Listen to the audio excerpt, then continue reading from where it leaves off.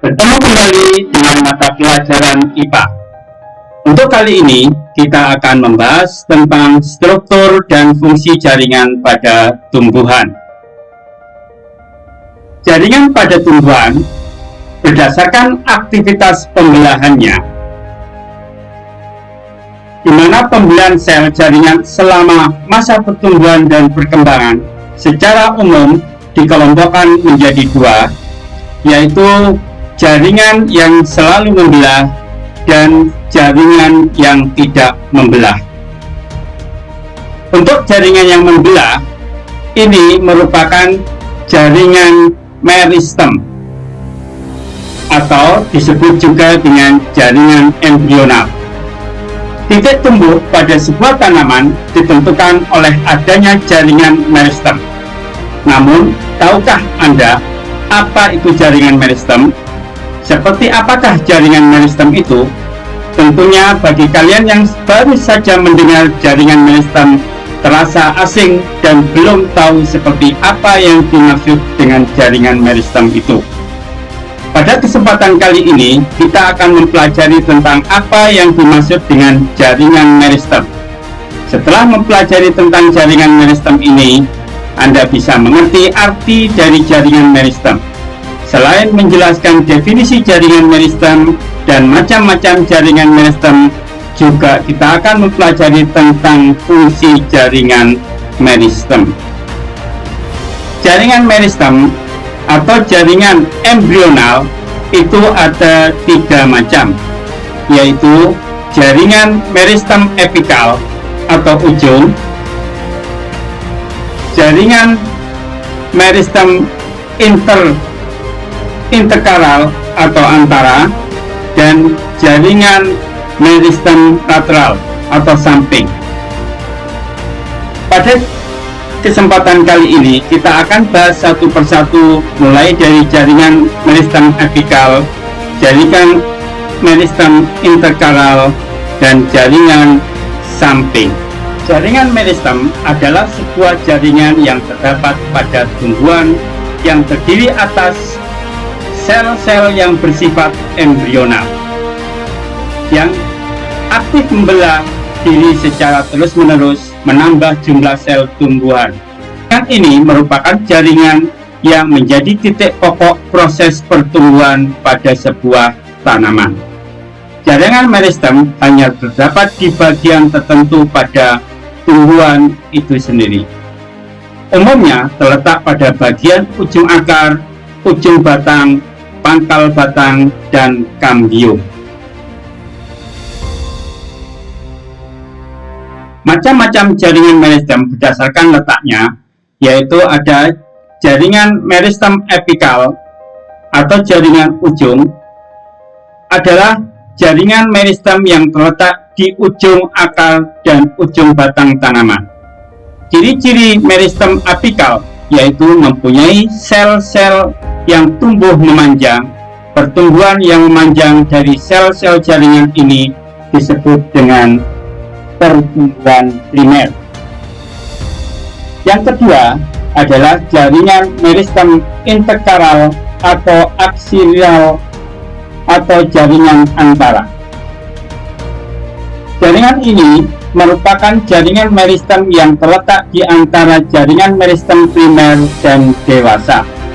Umumnya bisa dijumpai di bagian pangkal daun, pangkal ranting, dan pangkal cabang, serta pangkal batang. Yang ketiga merupakan jaringan meristem lateral atau jaringan samping, adalah jaringan meristem yang terletak bersebelahan dengan organ-organ pada tumbuhan.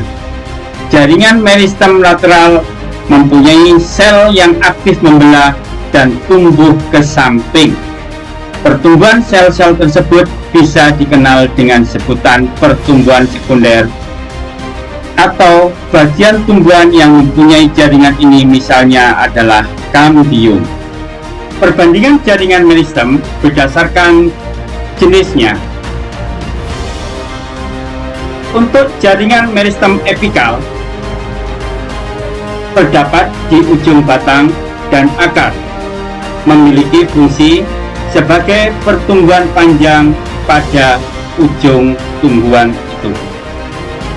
Yang kedua, meristem interkalar. Lokasinya ada di antara ujung dasar batang dan daun. Dia memiliki fungsi menjadikan pertambahan panjang antar ruas-ruas batang.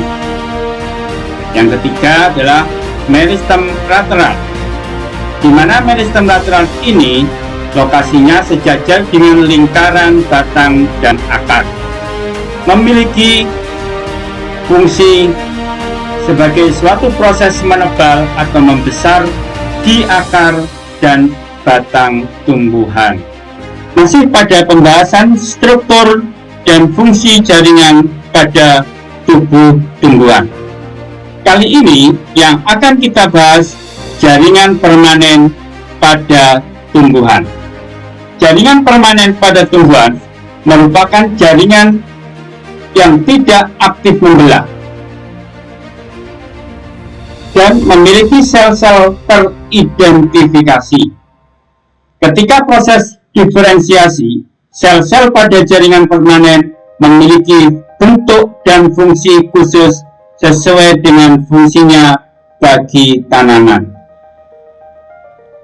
Jaringan permanen pada tumbuhan itu ada 4 macam, yaitu jaringan epidermis, jaringan parenkim, jaringan penyokong, dan jaringan pengangkut.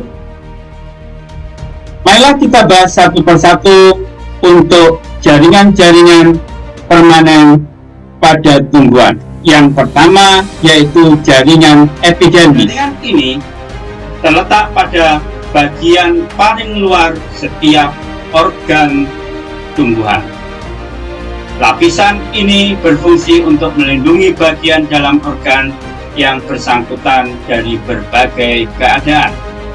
Keadaan-keadaan tersebut diantaranya adalah hilangnya air akibat penguapan, perubahan suhu, kerusakan mekanis, serta hilangnya zat-zat pada makanan. Untuk membedakan jaringan ini dari beberapa jaringan lainnya, jaringan epidermis memiliki beberapa ciri. Ciri-ciri jaringan epidermis adalah tersusun dari sel-sel hidup, terdiri atas satu lapis sel tunggal, beragam bentuk ukuran dan susunannya, tetapi biasanya tersusun rapat dan tidak ada ruang antar sel. Tidak memiliki klorofil. Dinding sel jaringan epidermis bagian luar yang berbatasan dengan udara mengalami penebalan, sedangkan dinding jaringan epidermis pada bagian dalam yang berbatasan dengan jaringan lain, dinding selnya tetap tipis. Jaringan epidermis mengalami modifikasi membentuk derivat jaringan epidermis, misalnya stomata, trichomata, atau rambut-rambut spina atau duri, filament, sel kipas, sel kersik, atau sel silika, dan beberapa modifikasi tersebut tersebar dalam berbagai bagian yang berada di dalam tubuh tumbuhan itu sendiri. Pada daun terdapat stomata, trichomata, dan cuticula. Jaringan epidermis pada batang berupa lentisel dan duri palsu. Jaringan epidermis pada akar merupakan kaliptra dan rambut akar. Itulah beberapa hal yang berhubungan dengan jaringan epidermis. Selanjutnya, kita bahas jaringan parenkim. Jaringan parenkim merupakan kumpulan sel-sel hidup yang memiliki struktur yang bervariasi, baik struktur morfologi maupun fisiologi atau metabolisme, serta masih melakukan semua proses fisiologi yang membentuk sebuah jaringan. Jaringan parenkim disebut juga sebagai jaringan dasar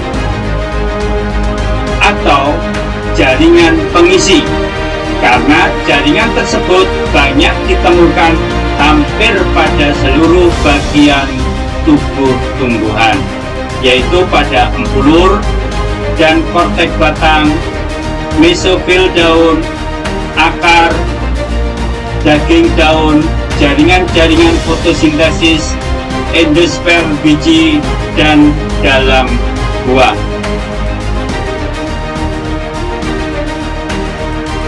Jaringan parenkim bisa kita lihat sebagai berikut. Ciri-ciri daripada jaringan parenkim yaitu terdiri dari sel-sel hidup. Selnya membentuk segi 6 atau polihedral pada umumnya, silindris, memanjang pada palisade dan jari-jari medula, bercuping pada bunga karang dan palisade lilium, berbentuk bintang pada skipus, juncus, dan kana. Banyak terdapat vakuola, dinding sel tipis dan lentur. Banyak terdapat ruang antar sel dan dapat membelah secara merismatik dan secara embrional, lalu terspesialisasi menjadi berbagai jaringan yang memiliki fungsi khusus. Macam-macam parenkim berdasarkan fungsinya. Jaringan dasar parenkim memiliki beberapa fungsi, diantaranya parenkim asimilasi, bertugas melakukan proses pembuatan zat-zat makanan. Parenkim penimbun berfungsi sebagai penyimpan cadangan makanan. Parenkim air berfungsi sebagai penimbun air dalam jaringan. Parenkim udara atau aerenkim berfungsi sebagai tempat menyimpan udara, dan parenkim angkut berfungsi sebagai alat pengangkut yang menghubungkan jaringan-jaringan bagian luar dan dalam. Selanjutnya kita bahas tentang jaringan penyokong.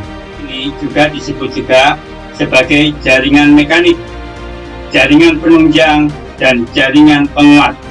Hal ini tentunya karena jaringan ini menunjang bentuk tubuh tumbuhan agar bisa berdiri kokoh. Jaringan ini memiliki dinding sel yang tebal dan kuat, karena setiap sel telah mengalami spesifikasi. Kita perhatikan jaringan penyokong berikut ini.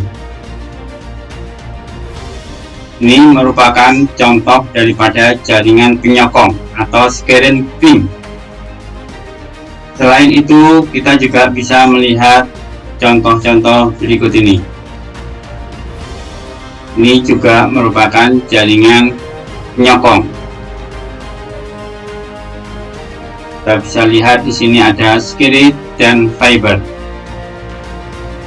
Ini juga beberapa contoh daripada jaringan penyokong.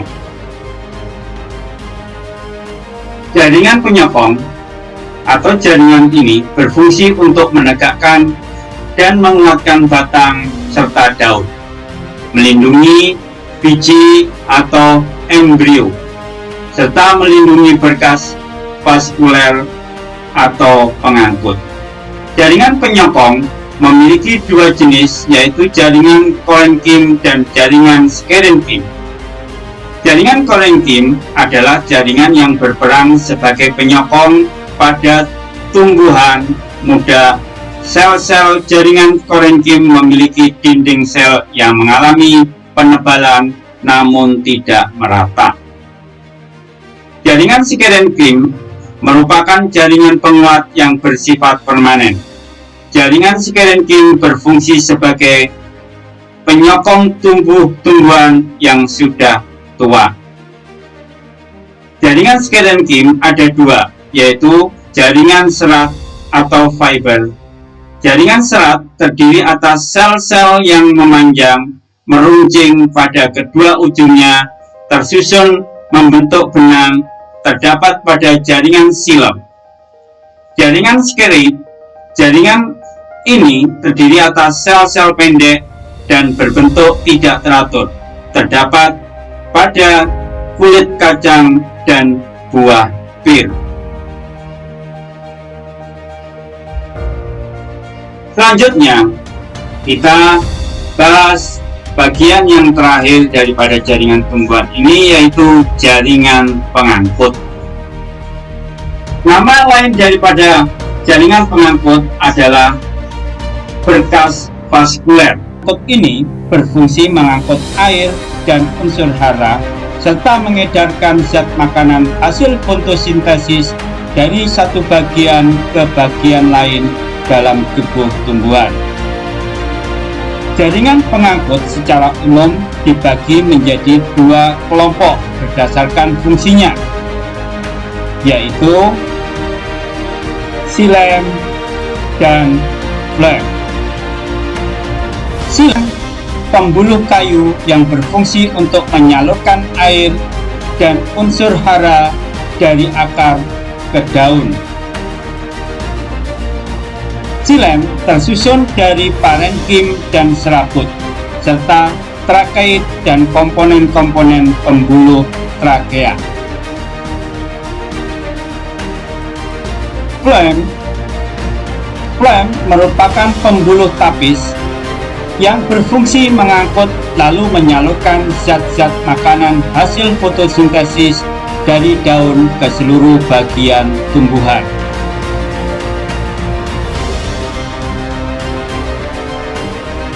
Jaringan phloem sangat rumit, terdiri atas berbagai macam bentuk sel, dan diantaranya ada yang masih hidup dan ada pula yang telah mati. Komponen daripada phloem diantaranya adalah hasil parenkim phloem yang berfungsi menyimpan cadangan makanan dan berperan sebagai sekat pemisah antara phloem yang satu dengan yang lain.